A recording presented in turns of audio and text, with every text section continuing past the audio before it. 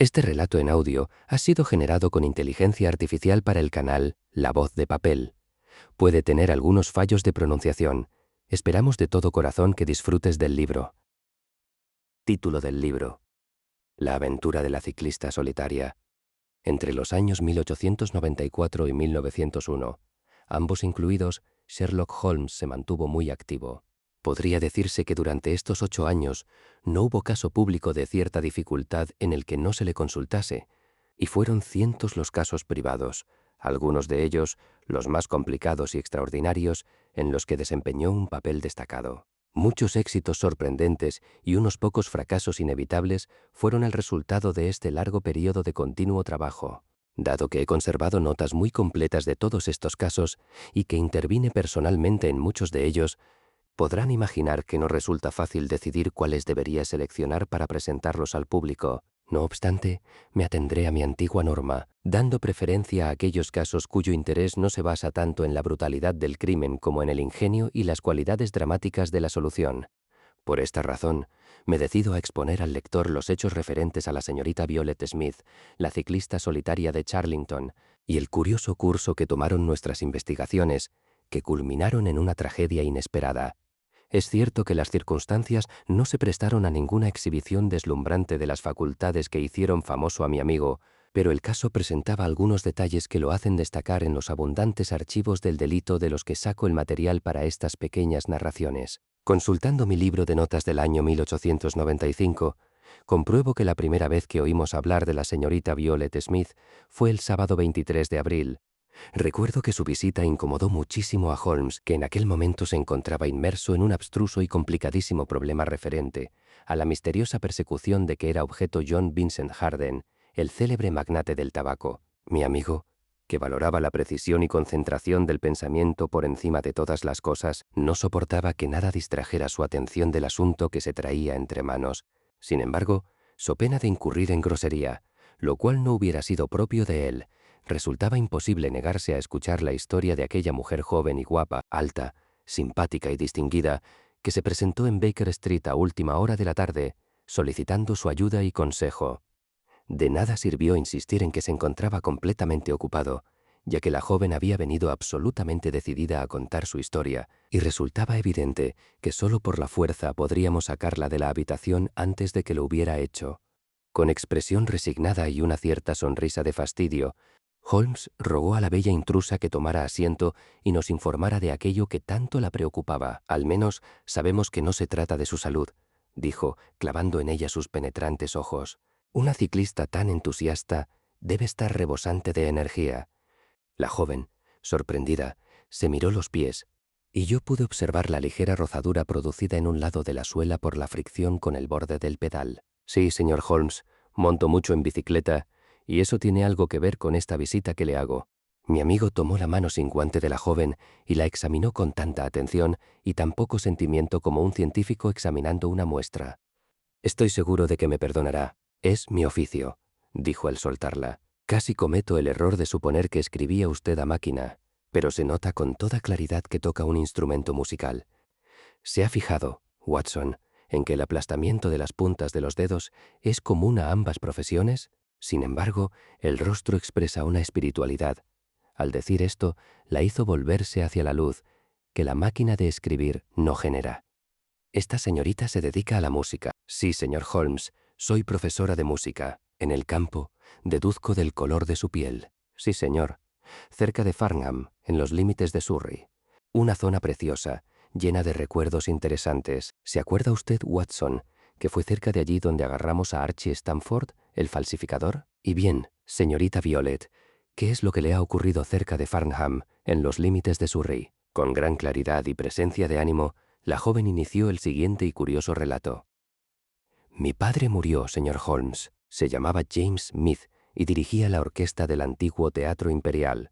Mi madre y yo quedamos sin ningún pariente en el mundo, con excepción de un tío llamado Ralph Smith, que se marchó a África hace 25 años, sin que desde entonces hayamos sabido una palabra de él. Cuando murió mi padre, quedamos en la pobreza, pero un día nos dijeron que había salido un anuncio en el Times interesándose por nuestro paradero. Ya podrá imaginarse lo emocionadas que estábamos, pensando que alguien nos había legado una fortuna. Acudimos de inmediato al abogado cuyo nombre figuraba en el anuncio, y allí nos presentaron a dos caballeros, el señor Carruthers y el señor Woodley, que habían llegado de Sudáfrica.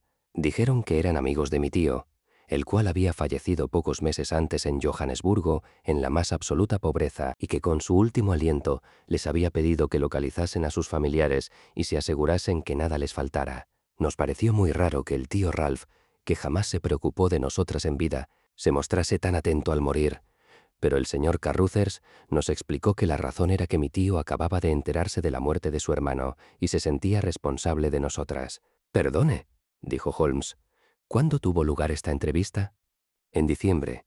Hace 4 meses. Continúe, por favor». El señor Woodley me pareció una persona despreciable. Todo el tiempo se lo pasó haciéndome guiños. Es un joven sin modales, con el rostro hinchado, un bigote pelirrojo y el pelo repeinado a los lados de la frente. Me resultó absolutamente odioso, y estoy segura de que a Cyril no le gustaría nada que yo me tratase con semejante individuo. «Oh, así que él se llama Cyril», dijo Holmes, sonriendo. La joven se sonrojó y se echó a reír. «Sí, señor Holmes, Cyril Morton, ingeniero electrotécnico. Esperamos casarnos a finales de verano». «¡Cielo santo!» ¿Cómo hemos llegado a hablar de él? Lo que quería decir es que el señor Woodley me pareció absolutamente odioso, pero el señor Carruthers, que era mucho mayor, resultaba más agradable. Era un hombre moreno, cetrino, bien afeitado y muy callado, pero tenía buenos modales y una sonrisa simpática. Preguntó por nuestra situación económica y al enterarse de lo pobres que éramos me propuso ir a su casa para darle clases de música a su hija de 10 años. Yo dije que no me gustaba la idea de dejar sola a mi madre y él respondió que podía ir a visitarla los fines de semana y me ofreció 100 libras al año, que desde luego es un salario espléndido. Así que acabé por aceptar y me trasladé a Chiltern Grange, a unas 6 millas de Farnham. El señor Carruthers es viudo, pero tiene contratada una ama de llaves, una anciana respetable que se llama señora Dixon, para que cuide de la casa. La niña es un encanto y todo prometía ir bien. El señor Carruthers era muy amable y muy aficionado a la música y pasamos juntos veladas muy agradables. Cada fin de semana yo volvía a Londres para visitar a mi madre. La primera grieta en mi felicidad fue la llegada del señor Woodley y su bigote rojo. Vino para pasar una semana y le aseguro que a mí me parecieron 3 meses. Es un tipo horrible. Se portaba como un matón con todo el mundo, pero conmigo era algo infinitamente peor. Me hacía la corte de la manera más odiosa, presumía de su riqueza. Me decía que si me casaba con él tendría los mejores diamantes de todo Londres, y por último, viendo que no quería saber nada de él, un día, después de comer, me sujetó entre sus brazos, es asquerosamente fuerte, y juró que no me soltaría hasta que le diese un beso. Apareció el señor Carruthers y le obligó a soltarme, pero él entonces se revolvió contra su propio anfitrión, derribándolo y produciéndole un corte en la cara. Como podrá imaginar, allí se terminó su visita. Al día siguiente, el señor Carruthers me presentó sus excusas y me aseguró que jamás volvería a verme expuesta a semejante ofensa. Desde entonces no he vuelto a ver al señor Woodley. Y ahora, señor Holmes, llegamos por fin al extraño suceso que me ha hecho venir hoy a solicitar su ayuda. Debe usted saber que todos los sábados por la mañana voy en bicicleta hasta la estación de Farnham para tomar el tren de las 12:22 a Londres. El camino desde Chiltern Grange es bastante solitario, sobre todo en un trecho de algo más de 1 milla, que pasa entre los descampados de Charlington Heath y los bosques que rodean la mansión de Charlington Hall. Sería difícil encontrar un tramo de carretera más solitario que ese. Es rarísimo cruzarse con un carro o con un campesino hasta que se sale a la carretera que pasa cerca de Crooksbury Hill. Hace 2 semanas iba yo por ese tramo cuando, al volver la cabeza por casualidad, vi que a unos 200 metros detrás de mí venía un hombre, también en bicicleta. Parecía un hombre de edad madura, con barba corta y negra. Miré de nuevo hacia atrás antes de llegar a Farnham, pero el hombre había desaparecido y no volví a pensar en él. Pero puede usted imaginarse mi sorpresa, señor Holmes, cuando al regresar el lunes lo vi de nuevo en el mismo tramo de carretera. Mi asombro fue en aumento cuando el incidente se repitió, exactamente igual que la primera vez, el sábado y el lunes siguientes. El hombre mantenía siempre la distancia y no me molestó en modo alguno, pero aquello seguía pareciéndome muy raro. Se lo comenté al señor Carruthers, que pareció interesado y me dijo que había encargado un coche de caballos de manera que en el futuro no tendría que recorrer sin compañía esos caminos solitarios. El coche y el caballo tendrían que haber llegado esta semana, pero por alguna razón se retrasó la entrega y otra vez tuve que hacer en bicicleta el trayecto a la estación. Esto ha sido esta misma mañana. Como podrás suponer, estuve muy atenta al llegar a Charlington Heath y, en efecto, allí estaba el hombre, exactamente igual que las 2 semanas anteriores. Se mantiene siempre a tanta distancia de mí que no puedo verle la cara con claridad, pero estoy segura de que no lo conozco. Va vestido de oscuro, con una gorra de paño. Lo único que he podido distinguir bien es su barba negra. Yo no estaba asustada, pero sí muy intrigada. Así que decidí averiguar quién era y qué pretendía. Aminoré la marcha, pero él también lo hizo. Entonces me detuve y él se detuvo también. Decidí tenderle una trampa.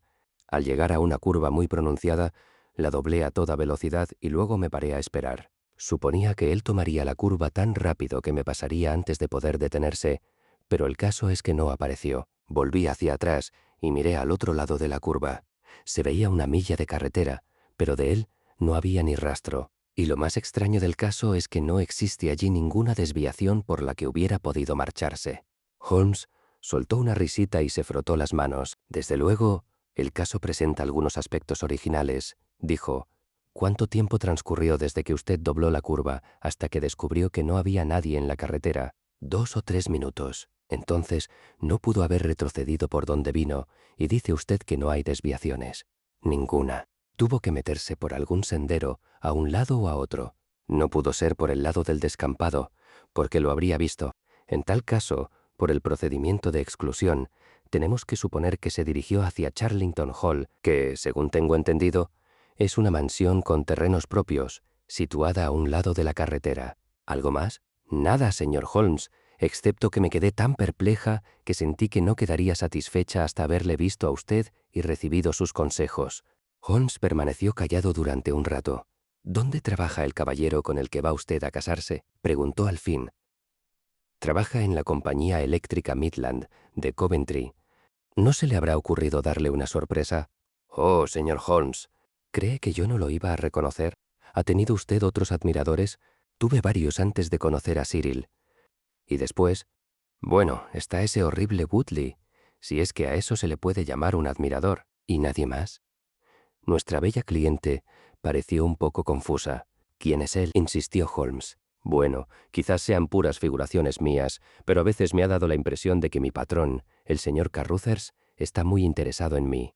Pasamos bastante tiempo juntos. Yo le acompaño al piano por las tardes. Nunca ha dicho nada, es un perfecto caballero, pero las chicas siempre nos damos cuenta. Ajá. Holmes parecía serio. ¿Y de qué vive este señor? Es rico y no tiene coches ni caballos.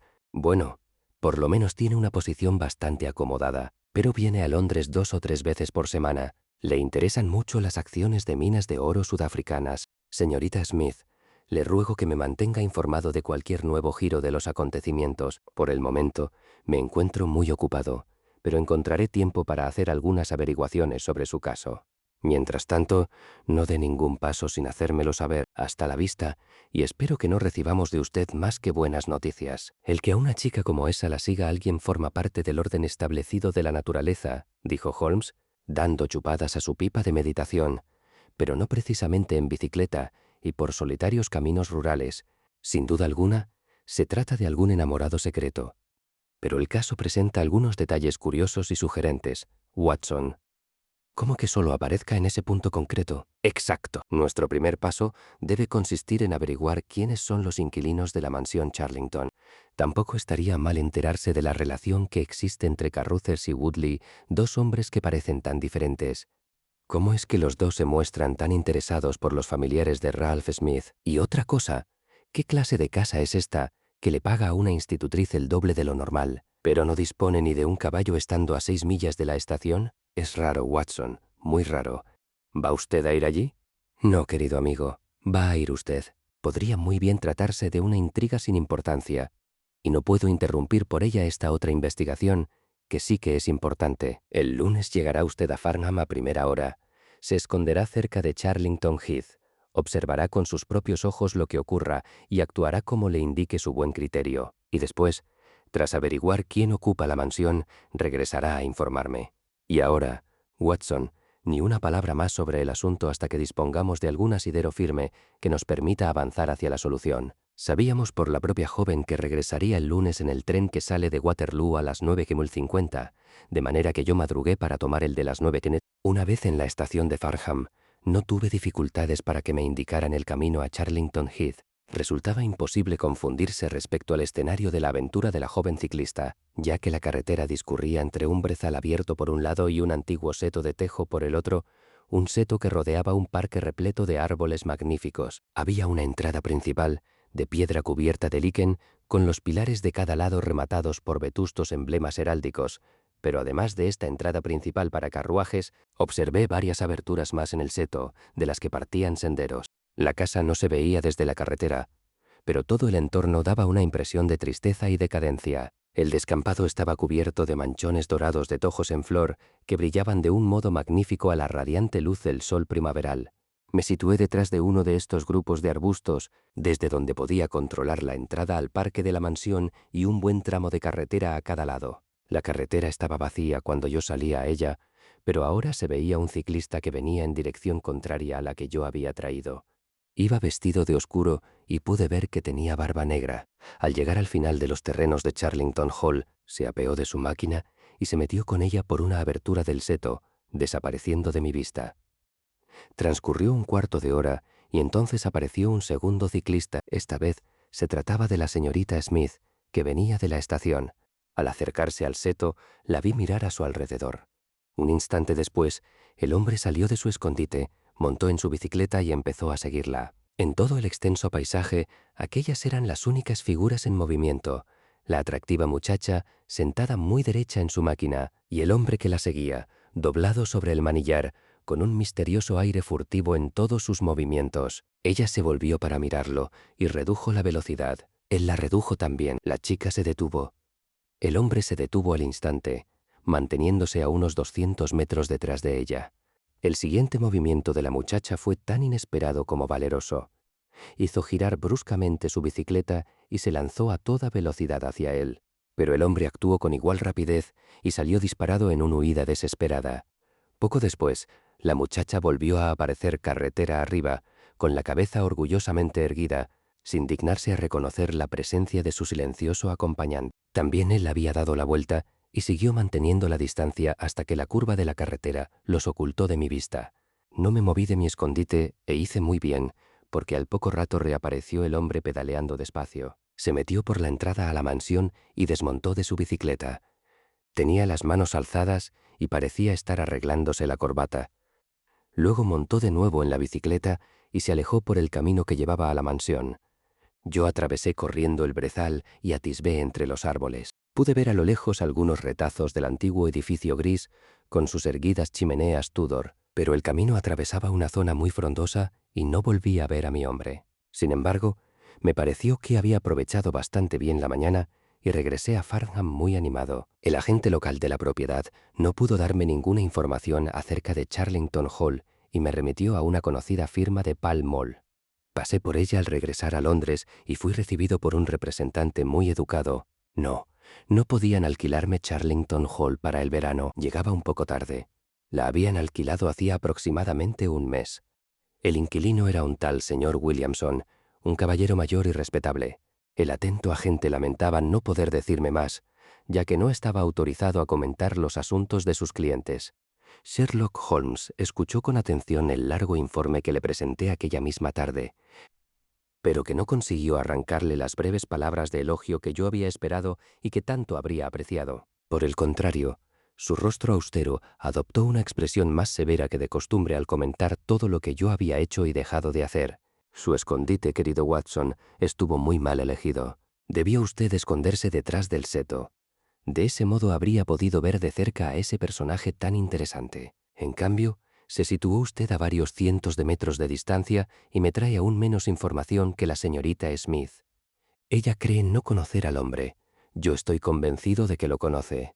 De lo contrario, ¿por qué iba a poner tanto empeño en que ella no se le acerque lo suficiente como para verle la cara? Usted lo describe doblado sobre el manillar. Más ocultamiento, como puede ver, la verdad es que lo ha hecho usted fatal. El tipo vuelve a casa y usted quiere averiguar quién es. y no se le ocurre más que acudir a una agencia de Londres. ¿Qué tendría que haber hecho? Pregunté algo irritado. Entrar en el bar más cercano. Ese es el centro de todos los cotilleos del pueblo. Allí le habrían dado todos los nombres, desde el del propietario hasta el de la última fregona. Williamson. Eso no me dice nada. Si se trata de un anciano, entonces no puede ser él el activo ciclista que escapa a toda velocidad de la atlética joven que le persigue.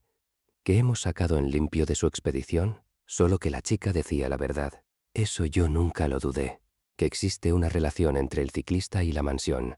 Tampoco tenía dudas sobre eso, que el inquilino de la mansión se llama Williamson. ¿Qué adelantamos con eso? Vamos, vamos, querido amigo, no ponga esa cara. Poco más podemos hacer hasta el próximo sábado, y mientras tanto quizás yo pueda averiguar una o dos cosas. A la mañana siguiente llegó una carta de la señorita Smith, relatando en términos breves y precisos los hechos que yo había presenciado. Pero la miga de la carta estaba en la postdata.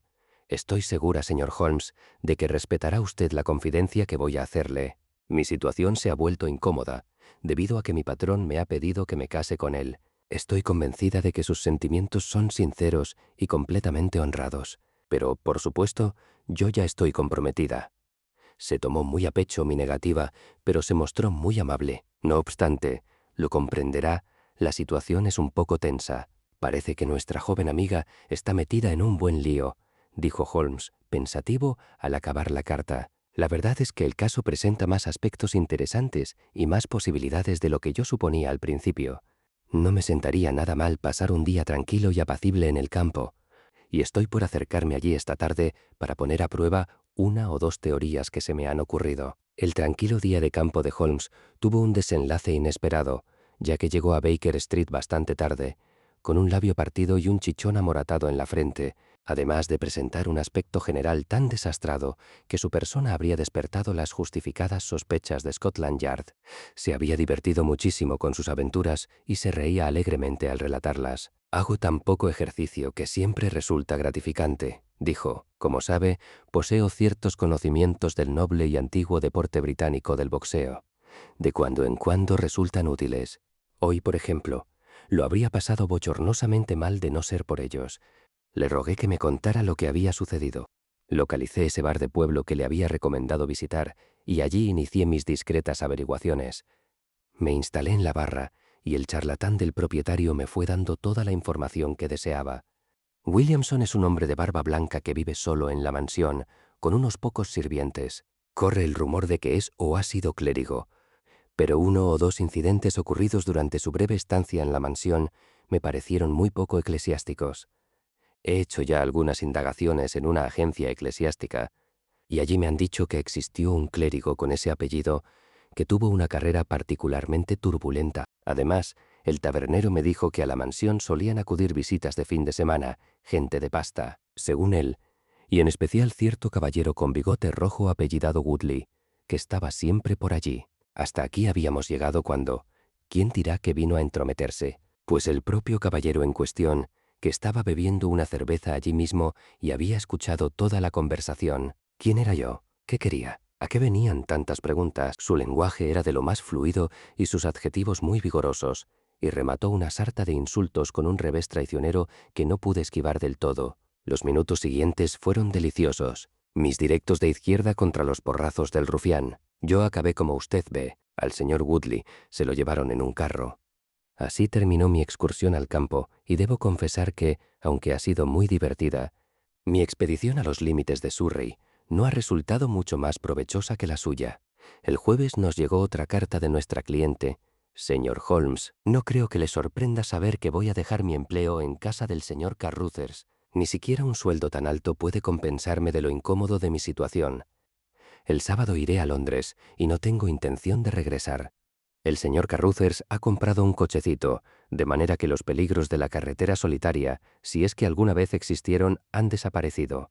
En cuanto al motivo concreto de que me vaya, no se trata solo de la tensa situación con el señor Carruthers, sino que además ha vuelto a aparecer ese odioso señor Woodley. Siempre fue repugnante, pero ahora está más feo que nunca, porque parece que ha tenido un accidente y está todo desfigurado. Lo he visto por la ventana, pero gracias a Dios aún no he coincidido con él. Tuvo una larga conversación con el señor Carruthers, que después de eso parecía muy excitado.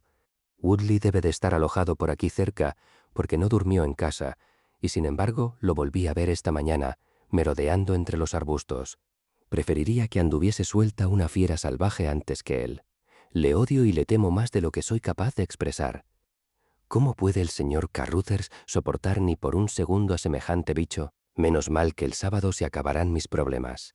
Eso espero, Watson, eso espero, dijo Holmes muy serio. Alrededor de esta mujercita se está tramando alguna turbia intriga, y nuestro deber es procurar que nadie la moleste en este último viaje. Creo, Watson, que debemos prepararlo todo para desplazarnos allí el sábado por la mañana y asegurarnos que esta curiosa e incipiente investigación no tenga un final trágico. Confieso que hasta aquel momento no me había tomado muy en serio el caso, que me parecía más grotesco y extravagante que verdaderamente peligroso. Que un hombre acechara y siguiera a una mujer tan guapa no tenía nada de nuevo, y si el tipo era tan poco decidido que no solo no se atrevía a abordarla, sino que incluso huía cuando ella se le acercaba, no podía tratarse de un asaltante muy peligroso. Aquel rufián de Woodley era muy diferente, pero, excepto en una ocasión, nunca había molestado a nuestra cliente y ahora visitaba la casa de Carruthers sin importunarla a ella. El hombre de la bicicleta tenía que ser uno de los que visitaban la mansión los fines de semana, como había dicho el tabernero, aunque seguíamos sin saber quién era y qué pretendía. Sin embargo, la actitud grave de Holmes y el hecho de que al salir de nuestras habitaciones se metiera un revólver en el bolsillo me hizo pensar por primera vez en la posibilidad de que detrás de aquella curiosa cadena de sucesos acechase la tragedia. Después de una noche de lluvia, amaneció un día espléndido y los campos cubiertos de brezo y salpicados de vistosos matorrales de tojo en flor parecían aún más hermosos a unos ojos hastiados de los pardos sombríos y el gris pizarra de Londres. Holmes y yo avanzábamos por la ancha y arenosa carretera, aspirando el aire fresco de la mañana y disfrutando del canto de los pájaros y la suave brisa primaveral. Desde una altura del camino en la ladera de la colina Crooksbury pudimos divisar la sombría mansión, sobresaliendo entre los añosos robles que, aun siendo muy viejos, eran más jóvenes que el edificio que rodeaban. Holmes señaló el largo tramo de carretera que formaba una franja rojo-amarillenta entre el color pardo del brezal y el verde primaveral del bosque. A lo lejos se veía un punto negro que resultó ser un vehículo que avanzaba hacia nosotros. Holmes soltó una exclamación de impaciencia. «Yo había calculado un margen de media hora», dijo, «pero si aquel es su carricoche, es que debe de haber decidido tomar un tren anterior. Me temo, Watson, que va a pasar por Charlington antes de que podamos encontrarnos con ella». Desde el momento en que dejamos la elevación, perdimos de vista el vehículo, pero avanzamos a un paso tan rápido que mi vida sedentaria empezó a hacerse sentir y me fui quedando rezagado. Holmes, sin embargo, se mantenía siempre en forma, porque disponía de reservas inagotables de energía nerviosa a las que recurrir. Ni por un momento aminoró su paso elástico, hasta que de pronto, cuando ya iba unos 100 metros por delante de mí, se detuvo y le vi levantar el brazo con un gesto de dolor y desesperación. En aquel mismo momento, por la curva de la carretera apareció un carricoche vacío, con el caballo al trote y las riendas colgando, que se acercó rápidamente a nosotros. «Demasiado tarde, Watson, demasiado tarde», exclamó Holmes, mientras yo corría resoplando hacia él. «Qué idiota he sido en no pensar en el tren anterior. Secuestro, Watson, secuestro. Asesinato, Dios sabe qué. Ciérrele el paso y pare al caballo. Muy bien. Ahora monte y veremos si puedo remediar las consecuencias de mi estupidez». Subimos los dos al coche y Holmes hizo que el caballo diera la vuelta, dio un trayazo con el látigo y salimos volando carretera adelante. Al doblar la curva quedó visible todo el tramo de carretera que discurría entre el brezal y la mansión. Yo agarré a Holmes del brazo. «Allí está el hombre». Jadeé. Un ciclista solitario venía hacia nosotros. Traía la cabeza agachada y los hombros encorvados y pedaleaba con todas sus fuerzas. Volaba como un corredor de carreras. De pronto, levantó el rostro barbudo, nos vio cerca de él y frenó, saltando a continuación de su máquina. La barba, negra como el carbón, contrastaba de manera extraña con la palidez de su rostro y los ojos le brillaban como si tuviera fiebre. Se quedó mirándonos a nosotros y al carruaje y en su rostro se formó una expresión de asombro. «¿Qué es esto?» «¡Alto ahí!», gritó, cerrándonos el paso con su bicicleta. «¿De dónde han sacado este coche?» «Pare usted», vociferó, sacando una pistola del bolsillo. «Pare, le digo». o por San Jorge que le meto un tiro al caballo. Holmes arrojó las riendas sobre mis rodillas y saltó del coche. «Usted es el hombre al que queríamos ver». «¿Dónde está la señorita Violet Smith?», dijo con su característica rapidez y claridad. «Eso mismo le pregunto yo. Viene usted en su coche y tiene que saber dónde está». Encontramos el coche en la carretera, pero no había nadie en él. «Hemos venido para ayudar a la señorita». «¡Dios mío! ¡Dios mío! ¿Qué voy a hacer?», exclamó el desconocido, frenético de angustia. «La han atrapado, ese demonio de Woodley y el cura renegado. Venga usted, venga, si de verdad es su amigo, ayúdenme y la salvaremos, aunque tenga que dejar mi pellejo en el bosque de Charlington». Corrió como un loco, pistola en mano, hacia una abertura en el seto. Holmes le siguió y yo seguí a Holmes, dejando al caballo pastando junto a la carretera. «¿Se han metido por aquí?», dijo Holmes, señalando las huellas de varios pies en el sendero embarrado. «¡Caramba! Quietos un momento. Hay alguien caído en los matorrales». Se trataba de un joven de unos 17 años, vestido como mozo de cuadras, con pantalones y polainas de cuero. Yacía caído de espaldas, con las rodillas dobladas y una terrible brecha en la cabeza. Estaba sin sentido, pero vivo. Me bastó una mirada a la herida para saber que no había penetrado en el hueso. «Es Peter, el lacayo», exclamó el desconocido. Él conducía el coche. «Esos salvajes le han hecho bajar y lo han golpeado». «Dejémoslo aquí. No podemos hacer nada por él, pero a ella aún podemos salvarla de lo peor que le puede ocurrir a una mujer». Corrimos frenéticamente por el sendero que serpenteaba entre los árboles. Habíamos llegado a los arbustos que rodeaban la casa cuando Holmes se detuvo en seco. «No han ido a la casa. Sus pisadas van hacia la izquierda, allí, junto a los laureles». Ah, lo que yo decía. Mientras él hablaba, del verde macizo de arbustos que teníamos delante surgió un alarido de mujer, un alarido que vibraba con un paroxismo de horror y que se cortó de golpe en la nota más aguda, con un gemido de ahogo. «¡Por aquí! ¡Por aquí! Está en la pista de bolos», gritó el desconocido, lanzándose de cabeza entre los arbustos. «Perros cobardes. Síganme, caballeros». Demasiado tarde. Por todos los diablos. Habíamos salido de pronto a un precioso claro cubierto de césped y rodeado de viejos árboles. En el punto más alejado, a la sombra de un corpulento roble, había un curioso grupo de 3 personas. Una era una mujer, nuestra cliente, amordazada con un pañuelo y con aspecto de estar a punto de desmayarse. Frente a ella se erguía un hombre joven de aspecto brutal, rostro macizo y bigote pelirrojo, con las piernas bien abiertas y enfundadas en polainas. Tenía un brazo en jarras y con el otro hacía ondear una fusta. Su actitud era la de un fanfarrón en un momento de triunfo. Entre los dos había un hombre mayor, con barba blanca, que vestía una sobrepelliz corta sobre un traje claro de lana y que al parecer acababa de celebrar un rito nupcial, ya que al aparecer nosotros se guardó en el bolsillo el libro de oraciones y felicitó jovialmente al siniestro novio con una palmada en el hombro. «¡Se han casado!», balbucí. «¡Vamos! ¡Vamos!», exclamó nuestro guía. Atravesó corriendo el claro, con Holmes y yo pisándole los talones. Al acercarnos, la joven se tambaleó y tuvo que apoyarse en el tronco del árbol. Williamson, el ex sacerdote, nos saludó con una reverencia burlona y el fanfarrón de Woodley nos salió al paso con una brutal carcajada de júbilo. «Ya puedes quitarte esa barba, Bob», dijo. «Se te conoce perfectamente. Pues bien, tú y tus amigos llegáis justo a tiempo para que os presente a la señora Woodley». La respuesta de nuestro guía fue sorprendente. Se arrancó la barba negra que le servía de disfraz y la tiró al suelo, dejando al descubierto un rostro alargado, cetrino y bien afeitado. A continuación, levantó su revólver y apuntó al joven rufián, que avanzaba hacia él blandiendo su peligrosa fusta. «Sí», dijo nuestro aliado, «soy Bob Carruthers y pienso defender a esta mujer aunque me ahorquen por ello. Ya te advertí lo que haría si volvías a molestarla, y por Dios que cumpliré mi promesa. Llegas tarde. ¿Es mi esposa? No. Es tu viuda». El revólver detonó, y vi brotar la sangre de la pechera del chaleco de Woodley. Giró sobre sus pies con un gemido y cayó de espaldas, mientras su rostro odioso y enrojecido adquiría de repente una terrible palidez. El anciano, que todavía vestía su sobrepelliz, estalló en una sarta de blasfemias como no he oído jamás y sacó también un revólver, pero antes de que pudiera levantarlo, se encontró frente a los ojos el cañón del arma de Holmes. «¡Se acabó!», dijo mi amigo fríamente. «Tire esa pistola». Recójala, Watson, y apúntele a la cabeza. Gracias. Usted, Carruthers, deme ese revólver.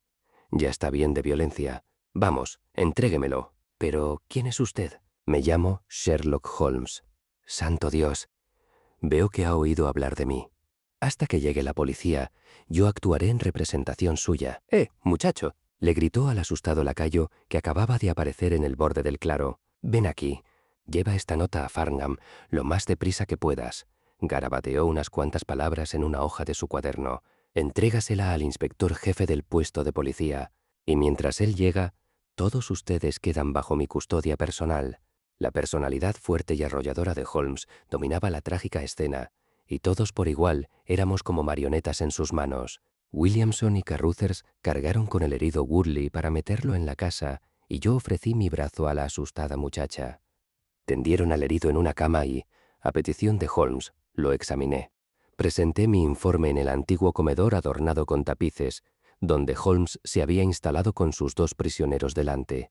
«Vivirá», dije. «¿Cómo?», gritó Carruthers, poniéndose en pie de un salto. «Entonces subiré a rematarlo antes que nada. No me digan que esa muchacha, ese ángel, va a quedar atrapada para toda su vida a Jack Woodley, el rugiente». «No debe preocuparse por eso», dijo Holmes. «Existen 2 excelentes razones para que no se la pueda considerar su esposa, bajo ningún concepto. En primer lugar, tenemos motivos de sobra para poner en duda el derecho del señor Williamson a celebrar un matrimonio». «He sido ordenado», exclamó el viejo granuja, «y también suspendido. Cuando uno es sacerdote para siempre. No lo veo yo así. ¿Y qué hay de la licencia?» «Sacamos una licencia de matrimonio. La tengo en el bolsillo. La conseguiría con engaños, pero, en cualquier caso, un matrimonio forzado no tiene validez. En cambio, constituye un delito muy grave, como comprobará usted antes de que esto termine. O mucho me equivoco, o tendrá tiempo de sobra para reflexionar sobre el tema durante los próximos 10 años, más o menos. En cuanto a usted, Carruthers, más le habría valido guardarse la pistola en el bolsillo. Empiezo a creer que sí, señor Holmes, pero cuando pensé en todas las precauciones que había tomado para proteger a esta muchacha, porque yo la amaba, señor Holmes, y es la única vez en mi vida que he sabido lo que es el amor, me volví loco al saber que estaba en poder del matón más brutal de Sudáfrica, un tipo cuyo solo nombre infunde un terror supersticioso desde Kimberley a Johannesburgo. Sí, señor Holmes, usted no lo creerá, pero desde que esta chica empezó a trabajar para mí, ni una sola vez dejé que pasara delante de esta casa, donde yo sabía que se ocultaban estos canallas, sin seguirla en mi bicicleta para asegurarme de que no le ocurriera nada malo. Me mantenía distanciado de ella y me ponía una barba postiza para que no me reconociera, porque se trata de una joven decente y orgullosa, que no se habría quedado mucho tiempo en mi casa de haber sabido que yo la iba siguiendo por las carreteras rurales. ¿Por qué no la advirtió del peligro? Porque también en este caso se habría marchado. Yo no podía soportar la idea. Aunque no me amara, significaba mucho para mí ver su preciosa figura por la casa y oír el sonido de su voz. «¿Usted llama a eso amor, señor Carruthers?», dije yo, «pero yo lo llamo egoísmo». Puede que las 2 cosas vayan unidas. Fuera como fuere, no quería que se marchara. Además, con esta gente por aquí, convenía que hubiera alguien cerca para cuidar de ella, y cuando llegó el telegrama, tuve la seguridad de que pronto entrarían en acción. «¿Qué telegrama?» «Este», dijo Carruthers, sacándolo del bolsillo. El texto era breve y conciso. «El viejo ha muerto». «Dijo Holmes. «Creo que ya sé cómo se desarrollaron las cosas, y me doy cuenta de que este telegrama debió impulsarlos a entrar en acción, como usted dice. Pero, mientras aguardamos, ¿podría usted explicarme algunos detalles?» El viejo renegado de la sobrepellez soltó una explosiva descarga de palabrotas. «Por mi alma, Bob Carruthers», dijo, «que si nos delatas te voy a hacer lo mismo que tú le hiciste a Jack Woodley. Puedes rebuznar todo lo que quieras acerca de la chica, porque ese es asunto tuyo, pero si traicionas a tus compañeros con este poli de paisano, será la peor faena que has hecho en tu vida». «No se excite, reverendo», dijo Holmes, encendiendo un cigarrillo. «Los cargos contra usted están bastante claros, y solo quiero preguntar unos cuantos detalles por curiosidad personal. Sin embargo, si existe algún problema en que ustedes me lo cuenten, seré yo quien hable, y veremos qué posibilidades tienen de ocultar sus secretos. En primer lugar, 3 de ustedes llegaron de Sudáfrica para dar este golpe. Usted, Williamson, usted, Carruthers y Woodley». Error número 1, dijo el anciano. Yo no conocía a ninguno de los dos hasta hace 2 meses, y jamás en mi vida he estado en África. Así que puede meter eso en su pipa y fumárselo, señor Metomentodo Holmes. Es cierto lo que dice, confirmó Carruthers. Bien, bien. Vinieron solo 2. El reverendo es un producto del país. Ustedes conocieron a Ralph Smith en Sudáfrica y tenían motivos para suponer que no viviría mucho. Entonces averiguaron que su sobrina heredaría su fortuna. ¿Qué tal voy? Carruthers asintió y Williamson soltó una palabrota. No cabe ninguna duda de que ella era el pariente más próximo y ustedes estaban seguros de que el viejo no haría testamento. No sabía ni leer ni escribir, dijo Carruthers. Así que ustedes 2 se plantaron aquí y localizaron a la chica. El plan era que uno de los 2 se casara con ella y el otro recibiría una parte del botín. Por alguna razón, Woodley salió elegido como marido. ¿Cómo fue eso? Nos la jugamos a las cartas en el viaje. Él ganó. Comprendo. Usted tomó a la joven a su servicio y así Woodley podría cortejarla. Pero ella se dio cuenta de que era un bruto borracho y no quiso saber nada de él. Mientras tanto, su plan se trastornó porque usted mismo se enamoró de la chica y no podía soportar la idea de que este rufián se la quedase. No, por San Jorge, no podía. Hubo una pelea entre ustedes. Woodley se marchó enfurecido y comenzó a hacer sus propios planes sin contar con usted. Empiezo a pensar, Williamson, que no hay mucho que podamos decirle a este caballero, dijo Carruthers con una risa amarga. Sí, nos peleamos y él me derribó. Pero ahora ya estamos en paz. Entonces lo perdí de vista. Fue entonces cuando él reclutó a este padre renegado. Descubrí que se habían instalado juntos aquí, en el trayecto que ella recorría para ir a la estación. A partir de entonces, no la perdí de vista, porque sabía que se estaba cociendo alguna diablura. Hace 2 días, Woodley se presentó en mi casa con este telegrama que nos comunicaba la muerte de Ralph Smith. Me preguntó si estaba dispuesto a seguir adelante con el trato. Le respondí que no. Preguntó entonces si accedería a casarme con la chica y darle a él una parte. Le dije que lo haría de muy buena gana, pero que ella no me aceptaba. Entonces, Woodley dijo, primero vamos a casarla, y puede que al cabo de 1 o 2 semanas vea las cosas de diferente manera. Le respondí que me negaba a utilizar la violencia y se marchó maldiciendo, como el canalla mal hablado que siempre ha sido, y jurando que sería suya de un modo u otro. Ella se iba a marchar de mi casa esta semana, y yo había conseguido un coche para llevarla a la estación, pero me sentía tan intranquilo que la seguí en bicicleta. Sin embargo, dejé que me tomara demasiada delantera, y antes de que pudiera alcanzarla el mal, ya estaba hecho. No supe nada más hasta que los vi a ustedes 2 regresando con el coche. Holmes se puso en pie y tiró la colilla de su cigarrillo a la chimenea. He sido un obtuso, Watson, dijo. Cuando me presentó usted su informe, dijo que le había parecido ver al ciclista arreglarse la corbata entre los arbustos. Solo con esto tendría que haberlo comprendido todo. Sin embargo, podemos felicitarnos por haber intervenido en un caso bastante curioso y en algunos aspectos único. Veo venir por el sendero a 3 policías del condado y me alegra comprobar que el pequeño mozo de cuadra se mantiene a su paso. Es probable que ni él ni el fascinante novio sufran daños permanentes a causa de las aventuras de esta mañana. Creo, Watson, que en su calidad de médico debería atender a la señorita Smith y decirle que si se encuentra suficientemente recuperada, tendremos mucho gusto en acompañarla a casa de su madre. Y si su recuperación no es completa, ya verá usted como una ligera alusión a la posibilidad de enviar un telegrama a cierto joven electricista de las Midlands la deja curada del todo. En cuanto a usted, señor Carruthers, creo que ha hecho todo lo que ha podido por reparar su participación en un plan maligno. Aquí tiene mi tarjeta, y si mi declaración puede servirle de ayuda en el juicio, me tendrá a su disposición. El lector probablemente habrá observado que, sumido en el torbellino de nuestra incesante actividad, suele resultarme difícil redondear mis relatos añadiendo esos detalles finales que tanto aprecian los curiosos. Cada caso ha servido de preludio a otro, y una vez pasada la crisis, los actores desaparecen para siempre de nuestras ajetreadas vidas. Sin embargo, al final de los manuscritos referentes a este caso, he encontrado una breve anotación que confirma que la señorita Violet Smith heredó una gran fortuna y que actualmente es la esposa de Cyril Morton, socio principal de Morton & Kennedy, conocidos electricistas de Westminster. Williamson y Woodley fueron procesados por secuestro y agresión. Al primero le cayeron 7 años y al segundo 10. No consta ningún dato acerca de Carruthers, pero estoy seguro de que el tribunal no juzgaría con mucha severidad su agresión, teniendo en cuenta que Woodley tenía reputación de ser un maleante peligrosísimo, y creo que con unos meses bastaría para satisfacer las exigencias de la justicia.